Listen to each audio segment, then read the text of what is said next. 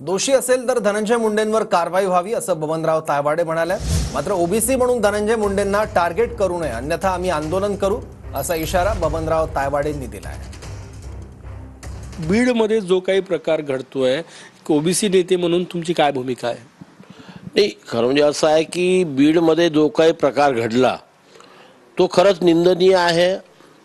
त्याची एवढी आपण टीका करू शकतो, ती टीका आपण करू शकतो की अशा प्रकारे एका चांगल्या सरपंच माणसाची हत्या जाहीरपणे होणं ही फार दुःखाची गोष्ट आहे।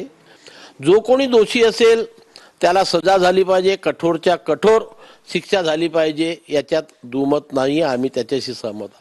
पण या निमित्तानं पुन्हा ओबीसी व्यक्तीला किंवा ओबीसी समाजाला टार्गेट करण्याचं काम होऊ नये हीच अपेक्षा आमची या लोकांकडनं आहे की जे ओबीसी लोक आहेत ते पण तिथे लोकप्रतिनिधी आहे, मराठा समाजाचे लोक पण लोकप्रतिनिधी आहे, पण या घटनेच्या माध्यमातून ओबीसी समाजाच्या नेत्यांना किंवा ओबीसी समाजाच्या कार्यकर्त्यांना टार्गेट करण्यात येऊ नये। जे वातावरण आता शांत झालेलं दिसतं आहे अशाच प्रकारचं वातावरण भविष्यामध्ये राहावं एवढीच आमची अपेक्षा। कॅमेरामॅन सचिन सायमसह गजानन माटे, TV9 मराठी, नागपूर।